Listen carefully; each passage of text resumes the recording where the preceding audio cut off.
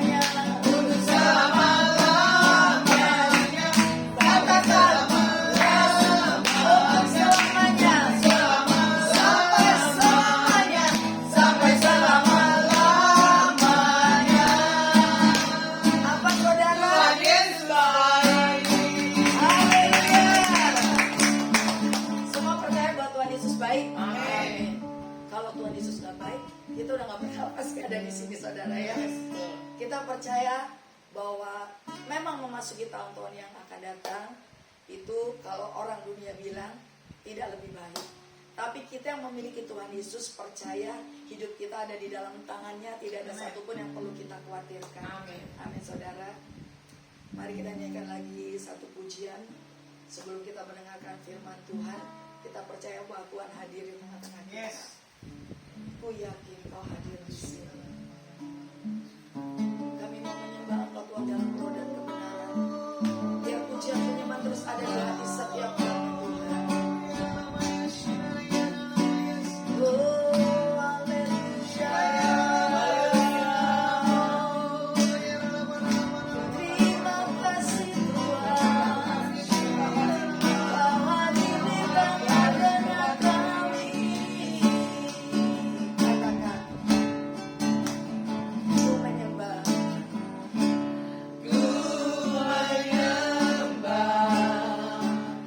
Dalam kudus hadirat-Mu,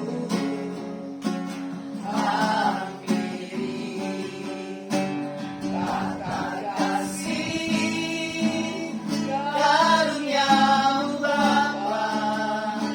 Kekuatanmu hanya dalam Yesus Tuhan. Kekuatanku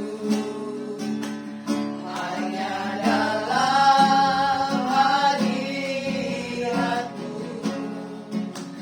Yesusku. Hanya Kaulah segalanya. Katakan, ku yakin Kau hadir di sini. Ku rasakan kuasa yang tak terbatas. Ku yakin Kau nyata di sini. Kemenangan terjadi di sini. Kami menyembah. Ku menyembah dalam kudus hadirat-Mu. Hampiri tata kasih. Yes. Tata kasih karunia-Mu Bapa.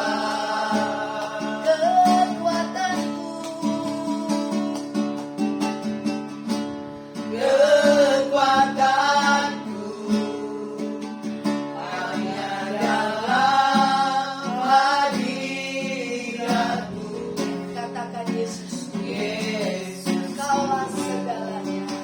Hanya Kaulah segalanya. Ku yakin Kau hadir di sini.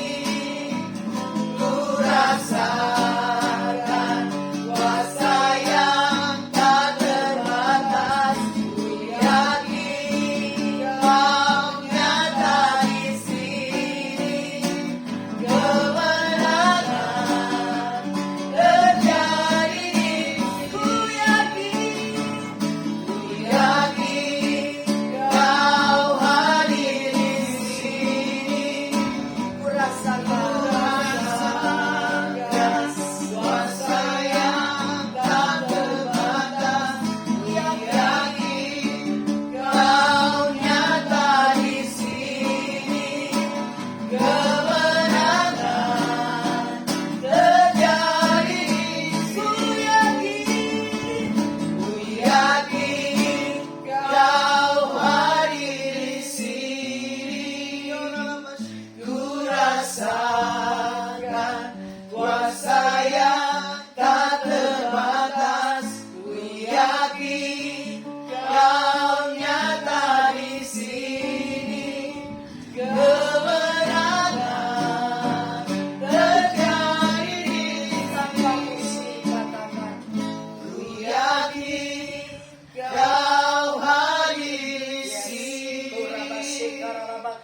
Ku rasa kuasa yang tak terbatas. Segala sesuatu baik untuk hidup kami, keluarga kami, kota dan bangsa kami Tuhan. Kemenangan terjadi di sini. Katakan lagi, ku yakin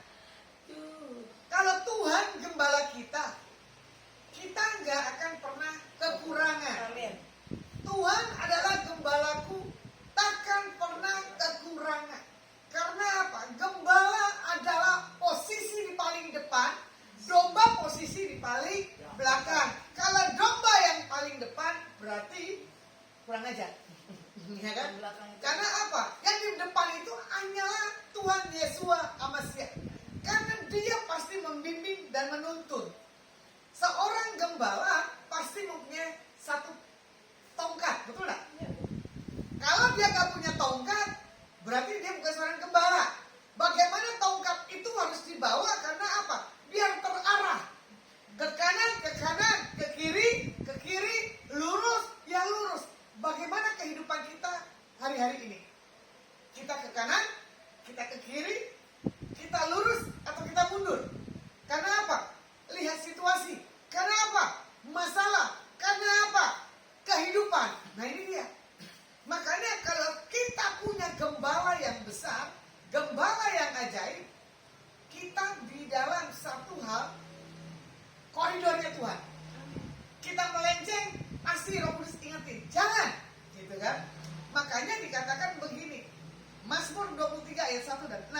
Tuhan katakan apa?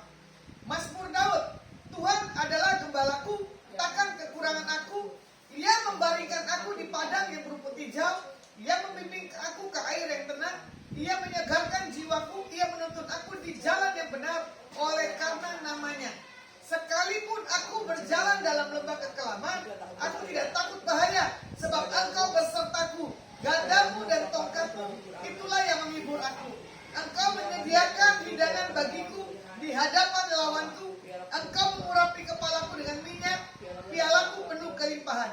Kebajikan dan kemurahan belaka akan mengikuti aku seumur hidupku, dan aku akan diam dalam rumah Tuhan sepanjang masa. Bagaimana kita akan diam di rumah Tuhan sepanjang masa? Yaitu tadi, sekalipun aku berjalan dalam lembah kekelaman, kita takut atau kita berani? Itu pilihan. Berani ya? Saya kemana-mana bawa mobil sendiri kok. Saya kemana-mana pelayanan juga jalan sendiri. Urusan apapun saya selalu jalan sendiri. Karena apa? Saya punya gembala yang dahsyat dan yang ajaib. Karena Alkitab katakan di Ayub, apa yang kau takutkan, itulah yang pasti terjadi. Kalau kamu takut dan punya uang itu tidak ada. Kalau kamu takut di depan ada musibah, musibah itu pasti ada. Amin. Kamu takut di depan ada setan, setan itu pasti akan ada. Kamu takut ada dukun yang mencoba mengintimidasi kita, dukun itu akan pasti kena di atas kita. Makanya jangan pernah takut. Aku tidak takut burung di udara yang melihara. Aku tidak khawatir bunga di ladang yang hiasi. Aku tidak khawatir apa yang ku makan minum pakai. Aku tidak khawatir, Bapa di surga pelihara. Yuk katakan, jangan kamu khawatir, burung di udara dia pelihara. Amin. Jangan kamu khawatir, bunga di padang dia hiasi. Jangan kamu khawatir, apa yang kau makan minum pakai. Jangan kamu khawatir, Bapa di surga pelihara. Lasma gak khawatir, Lasma gak takut, Lasma gak pernah apapun dalam keadaan tidak menentu. Ya, karena apa? Sekalipun Lasma berjalan dalam lembah kekelaman, ya kan? Lasma gak takut bahaya, karena ada Tuhan Yesus Masias yang memberi satu gada dan satu tongkat. Itulah yang menghibur Lasma sampai hari ini. Makanya kekristenan itu dilihat dari gaya hidup. Kekristenan itu dilihat dari apa? Pertaubatannya. Amin. Pengikut Yesus itu adalah mengikut Yesus keputusanku. Mengikut Yesus keputusanku. Mengikut Yesus keputusanku. Ku tak ingkar keputusan. Keputusanku mengikut Yesus. Mengikut Yesus keputusanku. Mengikut Yesus keputusanku. Ku tak ingkar. Makanya sekali ikut Yesus, tetap Yesus. Apapun keadaan, badai, gelombang, keadaan, resesi, jangan dengar. Keputusan mengikut Yesus, Tuhan pelihara. Amin. Tuhan jagain, ya. Amin. Makanya dibilang apa? Sekalipun engkau kena guna-guna, ya, itu tidak akan apa? Kena. Karena apa? Ada Tuhan Yesus yang menghibur. Sekalipun orang-orang menjauhi dari kita, gak usah takut. Karena ada Tuhan Yesus. Makanya kadang orang takut kehilangan teman. Saya gak pernah takut. Saya gampang bertemu orang dan gampang juga saya melepaskan orang kalau orang itu gak benar. Ya, kenapa kita harus bergaul dengan orang yang gak benar? Integritas seseorang dilihat dari berapa lama dia bisa bergaul dan berteman. Ini rekan saya hampir 30 tahunan lebih. Saya berteman, ribut ada. Tapi kita punya karakter berintegritas, yang benar-benar memiliki satu hal, takut akan Tuhan. Ya, Lina Silaen, waktu saya marketing, ya, di Lipolen, 20 tahun kita 20 tahun berteman, 23. 23 tahun Lina Silaen. Waktu saya marketing properti di Lipolen, Sentul, ya. Bagaimana pertemanan saya Lina sebagai seorang staff? Asma, teman yang baik. Dia kerja galak benar. Saya sebagai marketingnya, ya, berhadapan dengan customer siapapun juga. Kadang orang bilang begini, sekalinya jatah berkat kalau udah milik kita nggak jauh kemana. Kita duduk aja tiba-tiba datang tuh customer. Tiba-tiba customer kasih kita tuh berkat. Lain dapat komisi, lain dapat uang. Saku lagi waktu saya marketing di properti. Makanya kadang orang melihat, wah, orang memperebutkan diri saya. Karena apa? Saya orang yang percaya dirinya kuat. Wis, mantap.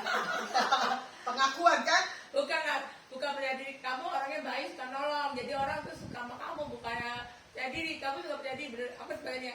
Kamu tuh suka nolong. Jadi orang suka sama kamu. Kalau percaya diri, semua orang mungkin percaya diri gitu kan.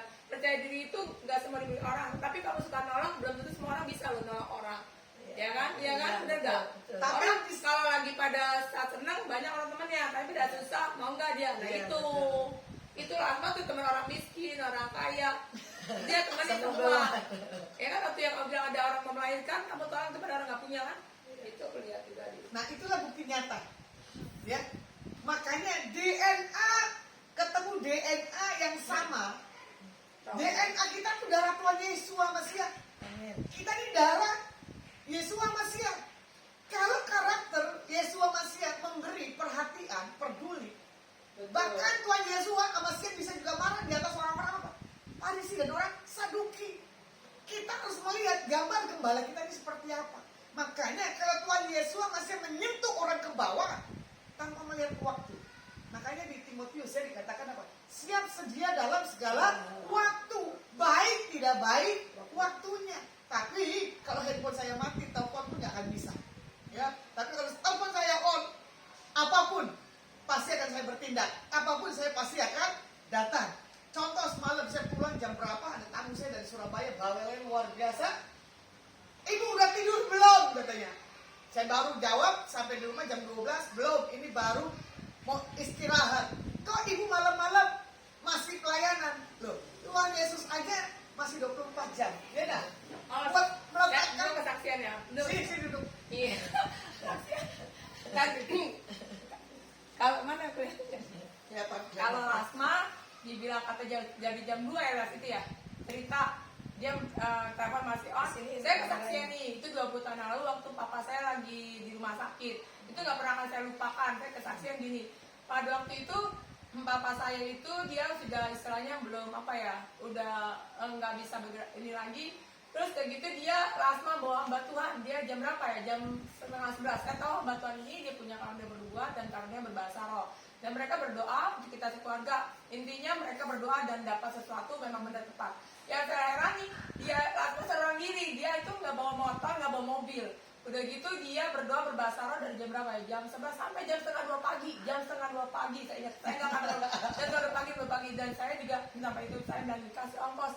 Las, gimana mau pulang? Itu bilang gitu. Dia nggak terima apa-apa, nggak apa-apa. Begini, cewek berani banget.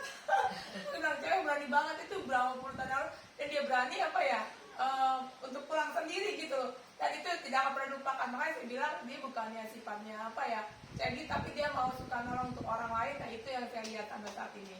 Gitu. Amin. Yes. Pengakuan dari orang bukan pribadi itu yang lebih benar. Ya, 23 tahun. Waktu saya masih 20 tahun. marketing. Ini rekan saya lagi pramugari 30 tahunan lebih. Diketemukan dengan satu wadah ibu rohani saya, Ibu Sitorus yang galaknya luar biasa. Saya salah satu anak yang dablek dari antara anak yang lainnya, tapi dipakai Tuhan.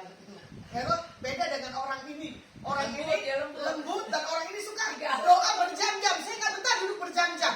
Tapi Kalau ketika- saya disuruh keluar atau bawa apapun, saya akan siap. Jangan suruh saya duduk di hadirat Tuhan berjam-jam. Ya, itu bukan panggilan saya. Tapi klop akhirnya kan. Yang satu suka berdandan, yang satu tidak suka berdandan. Jadi dia kalau mau jalan, tar dulu ya, saya nyisir dulu, tar dulu, gue make up dulu. Sampai dia bilang, Tuhan rambutku rontok. Rontok aja harus lapor sama Tuhan. Ini yang saya saksikan ya. Jadi kalau kita sebagai laskar Tuhan mau peperangan, ini nggak akan bisa masukkan perang. Karena apa? Nanti dulu, ngeblow dulu. Nah, kenapa? Ini manusia ngeblow, manusia dandan. Jadi kalau wajahnya nggak cantik, dia nggak pede. Karena seorang mempelai beda dengan seorang Tentara. Panggilannya tentara. ada panggilan tentara on selalu. Nah, makanya dibilang apa? Orang yang berjalan di dalam jalan yang benar, diketemukan orang-orang yang tepat. Amin. Itu betul. Segalaknya orang, kalau saya lagi pelayanan penginjilan, mau jam berapapun, pasti ketemu orang lagi mabuk. Saya bilang, hei, apa kabar bro? Kamu siapa? Dia bilang gitu. Kita tanya jalan, ini jalan mau kesini gimana? Dia jawab. Apalagi kita sebut kita pendeta, dia sujud-sujud, dia hormat. Kita cuma bilang apa? Ngapain kamu mabok? Gak mabok bu pendeta, cuma minum dikit. Gitu. Nah itulah bahasa kalau saya ada di Kalimantan, gitu, ada di Sulawesi. Itu bahasa yang antik bagi saya kalau lagi saya pelayanan di atas orang-orang yang berjumpa di tengah jalan. Orang itu tidak bisa berbuat jahat. Karena apa? Ada beauty Tuhan. Beauty Tuhan itu gak pernah dibohongin. Bahkan sekalipun saya terjebak di antara orang-orang LGBT, ya, saya tidak bisa terpengaruh. Kemarin saya sempat nongkrong, saya duduk. Saya bilang dosa saya apa ya? Kok banyak ditaksir orang-orangnya bengkok, orangnya lurus. Giliran orang yang lurus, yang naksir kecil-kecil. Sementara saya suka yang tinggi dan seksi dan sterek bodinya. Cuma saya bilang begini, kok lucu gitu kan? Itulah pengalaman sampai hari ini pun juga sama, ya. Jodoh terus. Nah, jodoh, amin. Tanda-tanda ternyata jodoh di depan mata. Ya. Tinggal kita mau ambil tidak, itu pilihan. Pokoknya gini lah, sekalipun kita dalam apapun keadaan, kita percaya ada penyertaan tanda Tuhan sempurna dalam setiap kehidupan kita. Makanya dibilang begini, Tuhan adalah gembala. Tuhan pasti menyiapkan hidangan bagi setiap kita di hadapan lawan-lawan. Makanya Tuhan pasti meminyaki, mengurapi kita, memberkati kita sepanjang hari. Ya, makanya kadang begini, kok gua rasa ya ada yang sesuatu nih nggak beres di tempat ini. Kalau kita punya keintiman akan Tuhan, situasi apapun kita bisa rasa dan kita tahu. Betul. Makanya berjaga-jaga, senantiasa lawanlah iblis. Dia akan mengaum. Nah, tergantung. Kita bisa jaga-jaga nggak dari hati kita, dari sikap hidup kita. Nah, makanya dibilang begini, kalau orang yang punya kebajikan dan kemurahan, itu pasti berkat itu akan seumur hidup mengikutinya. Amin. Dan pasti akan memiliki kerajaan Tuhan. Makanya kalau orang yang tulus, orang yang murni, diketemukan orang-orang yang tepat. Tapi kalau orang-orang yang licik, motivasinya lain, berjalan dengan waktu, berapa lama bisa kebukti. Ya, jadi orang mau dekat saya pun, biarkan dulu dia manfaatin saya. Tapi Tuhan bukain. Setelah Tuhan bukain, saya tinggalkan orang ini. Walaupun dia minta maaf, saya bilang sudah cukup. Karena apa? Saya nggak mau jatuh bangun di emosi yang sama. Karena Tuhan bilang apa? Jangan sampai jatuh ke lubang yang sama. Jadi pendisiplinan kerasnya saya itu ada momen-momen yang tertentu. Saya bisa bercanda, betul nggak? Dan saya bukan orang tipe yang marah, tapi jangan dibuat kebodohan, itu aja. Nah, kalau dilihat di ayat Mazmur tadi, Raja Daud mendeskripsikan bahwa Tuhan adalah seorang gembala yang baik. Kalau Tuhan gembala yang baik, kita cuma menerima kasih karunia, anugerah yang Tuhan beri dalam setiap kita. Makanya di sini dikatakan domba adalah binatang yang paling disebut di dalam Alkitab. Karena domba bukannya menanduk, betul tidak? Yang menanduk apa? Banteng. Kambing enggak? Kerbau lagi koslet, kerbau lagi kumat. Nah itu baru banteng lah yang utama sih. Ya domba nggak punya alat bela diri, dia bergantung pada gembala. Makanya di sini dikatakan di dalam Alkitab sering kali dikatakan sebagai domba. Domba adalah bicara kita di jemaat yang dengar-dengar akan suara Tuhan. Dengar dia panggil nama saya, dengar dia panggil namamu.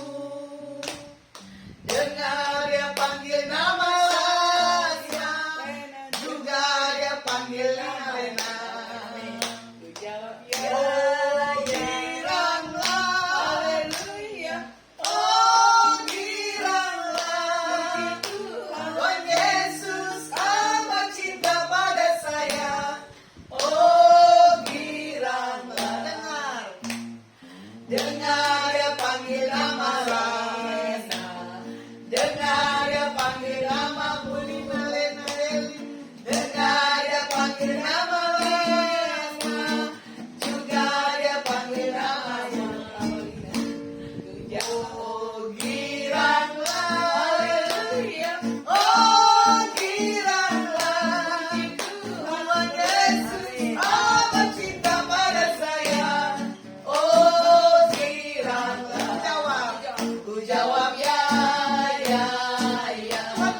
Ku jawab ya, ya, ya. Ku jawab ya Tuhan, ku jawab ya Tuhan, ku jawab ya, ya, ya. Jangan dibilang ya, ya, ya di saat kita capek, disuruh Tuhan bangun jam 1. Lina bangun. Ngantuk. Dulu Tuhan ngantuk. Ya kan? Lena bangun. Ya sebentar, setengah jam lagi. Ya kan? Yanti bangun. Siap.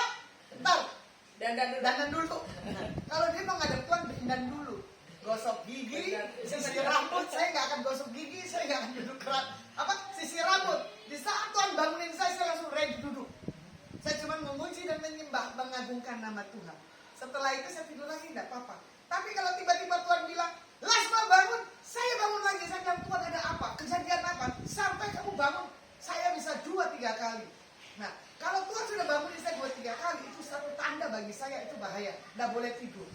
Pasti saya mendengar berita yang aneh-aneh.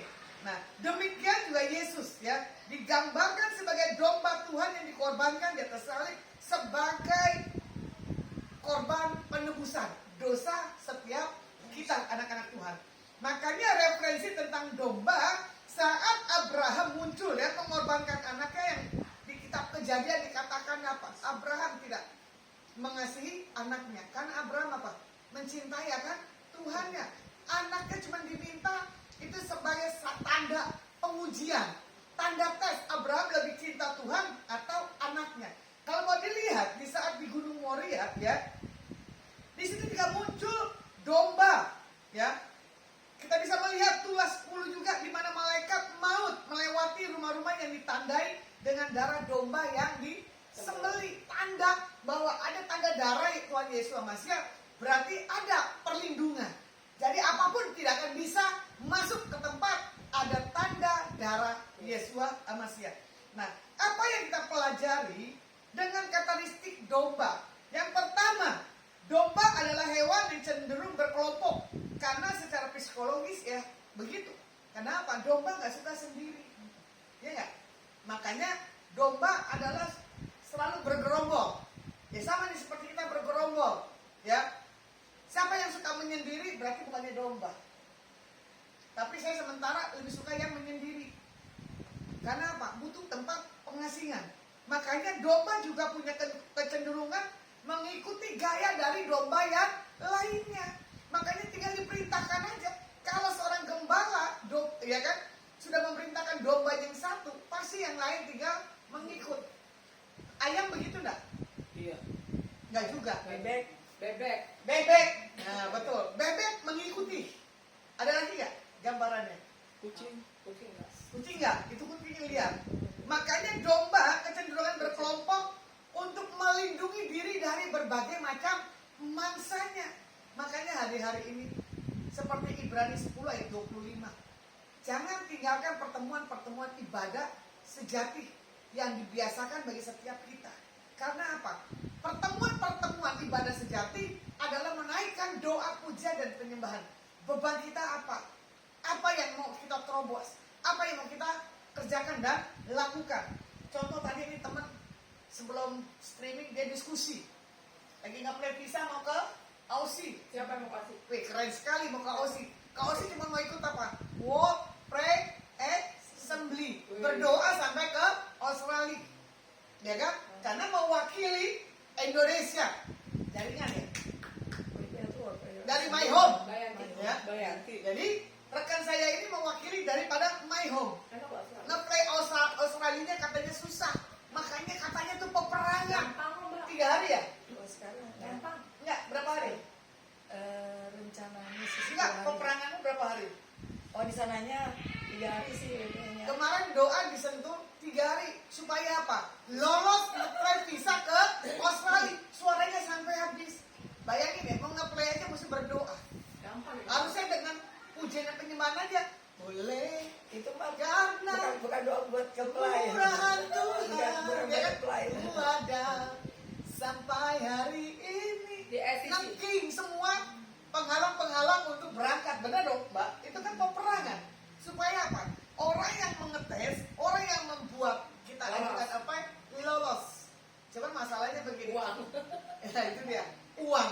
Dan kalau Tuhan sudah berkenan, semuanya dibukakan. Kalau Tuhan buka Nah, ada yang bisa. amin. Dari dulu. Nah, makanya begitu juga dengan manusia, ya. Kalau manusia tidak membutuhkan orang lain, wah itu bahaya. Ada orang yang hidupnya apa? Ketakutan. Karena pernah mengalami satu kejadian. Pernah ditipu, pernah dianiaya. Jadi menganggap orang itu tuh jahat semuanya. Saya selalu kalau melihat orang, kalau dia orang itu takut, pasti dia pernah jadi korban. Dan menilai orang itu yang mau coba-coba hati dalam hidupnya, dites dulu. Cuma saya bilang gini, kamu tuh sakit jiwa. Kalau orang yang di dalam Tuhan, apapun kehidupannya diproses, dia akan tidak pernah ketakutan. Ya, apapun kejadiannya, cuma punya sikap mengucap syukur. Makanya dari hasil penelitian, ya kan, kalau kita melihat menunjukkan tingkat kematian, seseorang adalah kesendirian dalam hal ketakutan. Nah, contoh, orang stres menghadapi masalah, dia nggak kuat. Kalau dia tinggal di apartemen, tinggal terjun diri. Ada orang yang stres, nggak kuat, masuk kamar, coba bunuh diri. Saya mengalami berbagai macam jemaat. Kelihatannya gaya malaikat, gitu. Ramanya luar biasa. Udah begitu, kita berjalan dengan waktu baru kita lihat dia itu buat orang ramah, sakit jiwa. Tiba-tiba dia melukai dirinya, tiba-tiba dia memperkatakan hal-hal yang tidak wajar. Saya bilang, waduh, ini punya kepribadian ganda. Nah itu yang kadang saya bilang, kenapa saya dipertemukan orang-orang yang punya kepribadian ganda? Kalau saya bilang tes dulu ke psikolog, kenapa jiwamu terganggu? Karena apa? Lingkungan. Karena apa? Keluarga. Karena apa? Ada trauma yang membuat dia keganggu jiwanya. Orang yang terganggu jiwanya, dia akan flashback ke belakang, tidak akan pernah lihat ke depan.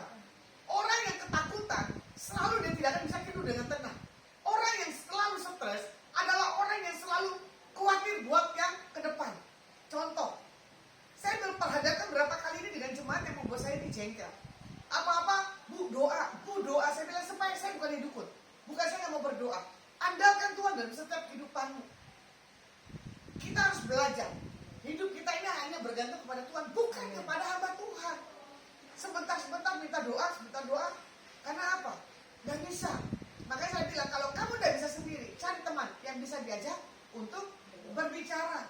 Nah, dari hal yang terkait kita lihat ya, kalau orang yang tidak mencintai dirinya sendiri, itu refleks, orangnya pasti mudah bergaul. Karena apa? Tidak ke center dirinya sendiri. Orang yang meluka, orang yang kepahitan, selalu punya perkataan, selalu orang yang akan dia temukan, selalu punya image yang buruk. Makanya di sini juga dikatakan ya, Yohanes 17 ayat 22, dan aku telah memberikan kepada mereka kemuliaan yang engkau berikan kepadaku, supaya mereka menjadi satu sama seperti kita adalah satu. Melalui ayat ini kita mengenal karakteristik Tuhan adalah suka kesatuan, unity. Amin. Orang yang suka unity itu adalah orang yang the best. Orang yang suka mengalah, apalagi orang yang suka kebersihan, wah itu saya suka sekali. Saya paling menilai jemaat dari apa? Pertama, saya lihat dompetnya. Kedua, dari cara dia berpakaian. Dari berpakaian dia rapi, belum tentu dompetnya rapi, berantakan.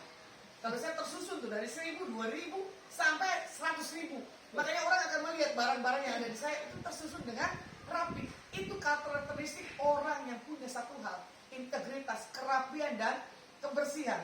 Nah, bagaimana di sini kita melihat Yesus sebagai kepala dari gereja, sebagai tubuh. Nah, melalui kesatuan hati, makanya kita lihat restorasi dan pencurahan Roh Kudus pasti terjadi dalam setiap kita. Ini kita udah mau masuk di kalender yang baru di tanggal 20-an ya, tentang kalender Yahudi, Tebet. Ya kan? Kita akan melihat ini dibilang tahun-tahun terobosan keuangan katanya. Saya aminkan. Saya hari itu dapat di bulan 5, saya lagi ibadah, saya bilang sama teman saya, kok aku dapat ya? Di tahun-tahun ini nih kita mengalami satu hal kelimpahan. Saya cuma berkata begini, Tuhan, gua gak mau hidup miskin lagi, kasih gua rumah. Gua gak mau susah lagi Tuhan, kasih gua mobil, jangan motor terus, angin terus. Saya bilang begitu kan.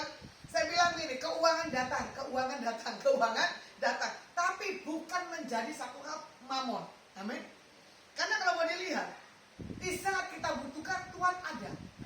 Di saat kita nggak butuh, uang itu nggak akan ada. Contoh kemarin saya punya acara happy birthday saya cuma bingung. Tuhan, ini udah 2 minggu nggak ada duit. Saya mau birthday, gimana caranya ya Tuhan? Tapi di titik 3 hari sebelumnya, saya punya kekhawatiran dan ketakutan.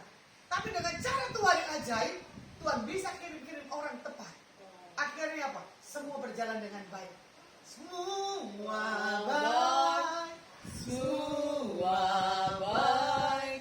Apa yang telah kau perbuat di dalam hidupku, semua baik, sungguh teramat baik. Kau jadikan hidupku berarti. Orang yang punya berarti hidupnya, dia mendapatkan fasilitas surgawi yang dahsyat walaupun kejut, ya. Itulah berjalan dengan Tuhan. Orang bilang bahasanya kan gelinding wai. Nah itu dia, gelinding wai itu nggak mudah dan nggak gampang. Karena apa? Saya orang Thomas, saya melihat dulu baru percaya. Karena saya nggak punya iman. Makanya orang bilang, kamu ini hamba Tuhan tapi nggak punya iman, melangkah. Saya bilang, saya sudah melangkah, iman saya nggak punya.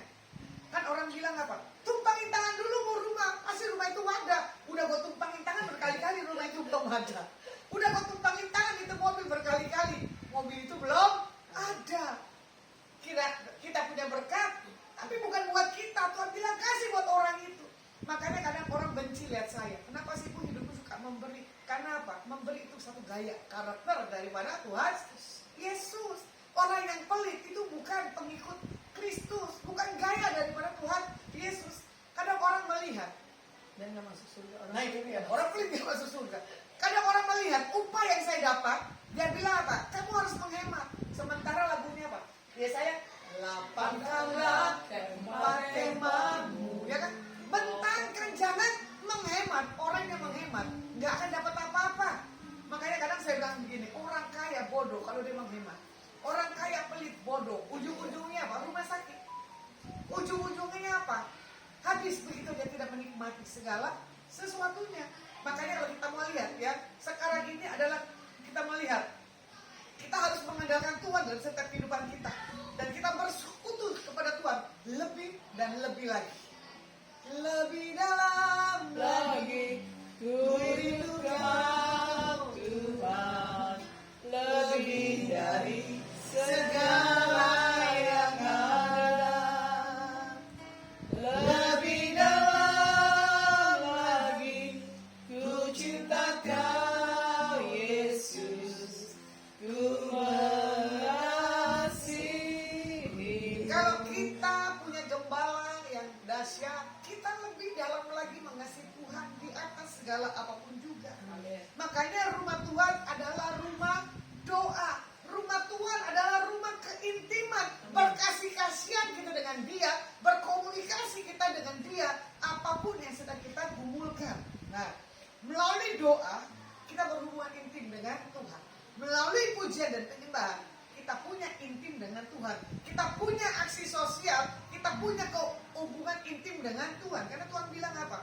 Kunjungi orang-orang yang dalam keadaan lemah dan susah. Ciri yang kedua dari domba adalah sepenuhnya bergantung kepada gembalanya. Baik masalah makanan, baik masalah apapun juga. Makanya domba di sini dikatakan tidak mampu untuk mencari makanan sendiri. Makanya gembala yang sudah menyiapkan, ya kan? Makananku ialah melakukan kehendak Bapa. Makanan kita adalah melakukan kehendak Bapa. Renungkanlah firman pagi, siang, dan malam. Perkatakanlah firman. Makanya perkatakan firman, doa orang benar bila dengan yakin didoakan sangat besar kuasanya. Perkatakan, makanya dibilang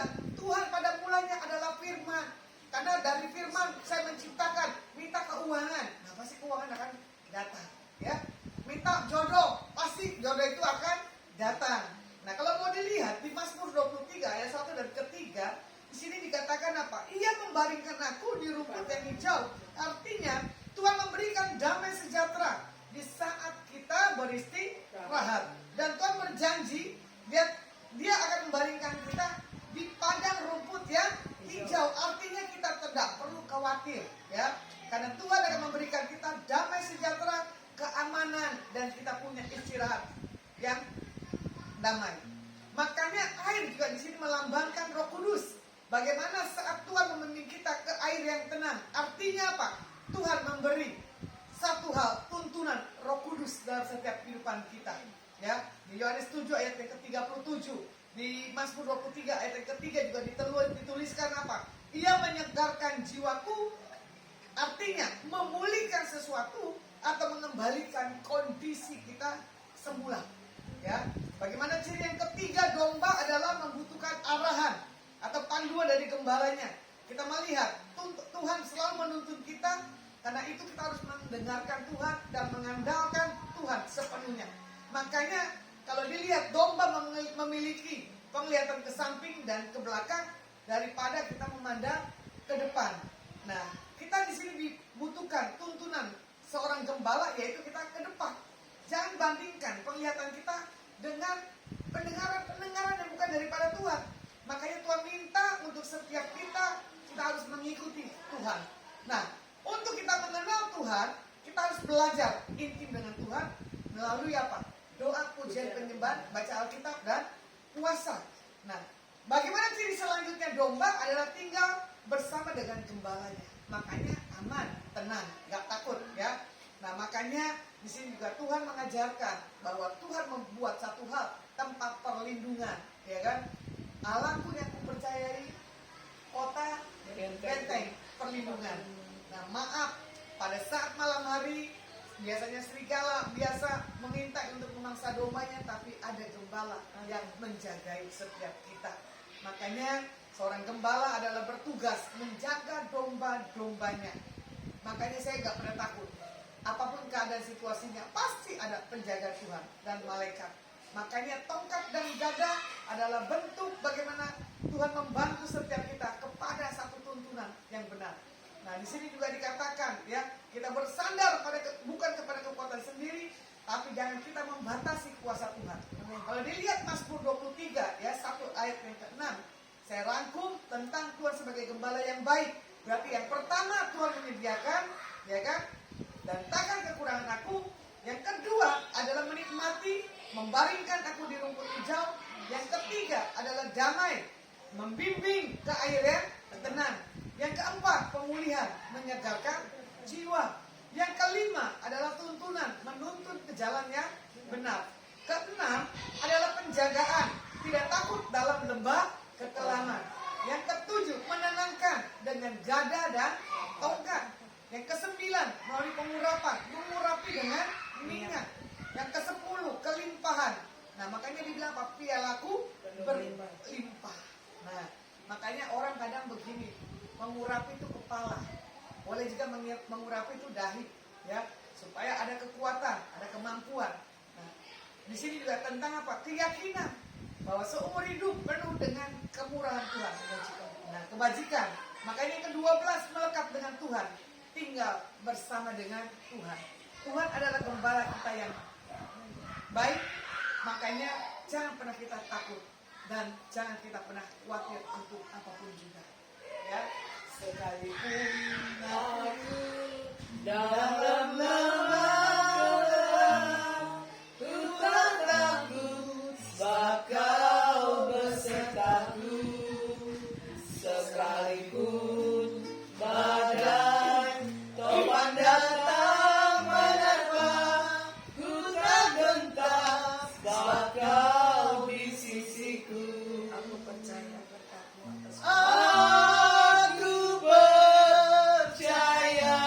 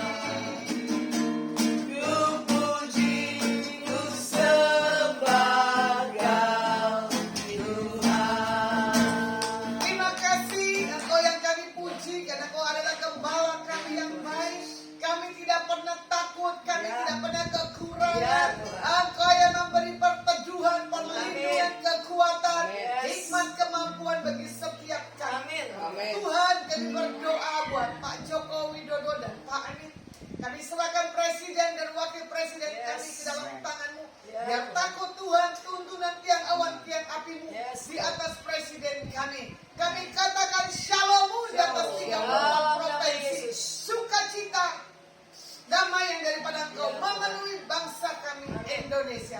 Diberkati RT, RW, lurah, camat, wali kota, gubernur, wali kota, para menteri, panglima darat, udara, laut, dan polisi Tuhan. Dan kami percaya setiap apapun yang mereka pegang dalam hal pemerintahan, roh takut Tuhan ada di atas setiap mereka. Diberkati pelayan-pelayan Tuhan yang esok melayani, baik pendoa syafaat, guru salat malam minggu, asyar, konselor, pembicara Tuhan, pemusik Tuhan, singer Tuhan. Kami serahkan ke dalam tangan. Buat alat-alat yang dipakai, Tuhan kuduskan dan sucikan. Ya, di dalam mereka menaikkan doa pujian penyembahan dalam masa ibadah. Semua umat-Mu Tuhan disukakan, dilepaskan dan dibebaskan. Kami katakan shalom di rumah ini. Damai sejahtera sukacita-Mu berlimpah turun di atas tempat ini. Rumah ini dipotong, rumah ini dimenangkan bagi nama Yesus Kristus. Tidak ada api asing apapun yang kami perkatakan. Datanglah kerajaan jadi kehendak-Mu di bumi seperti di surga.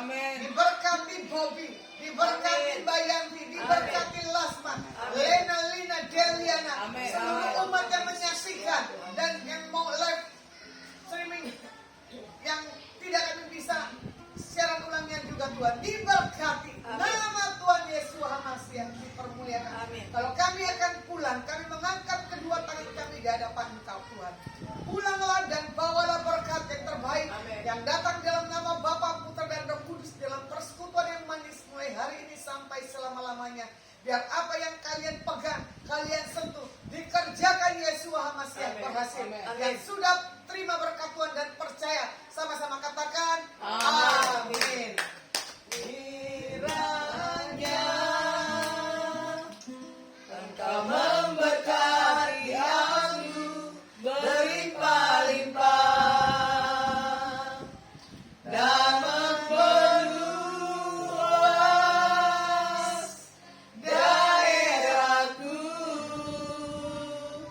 dan kiranya tangan-Mu menyertai aku dan melindungi aku daripada malapetaka, sehingga kesakitan tidak menimpa aku. Oke, Sabtu ketiga tanggal 16 saya ada ibadah persekutuan doa Adonai di kota Semarang.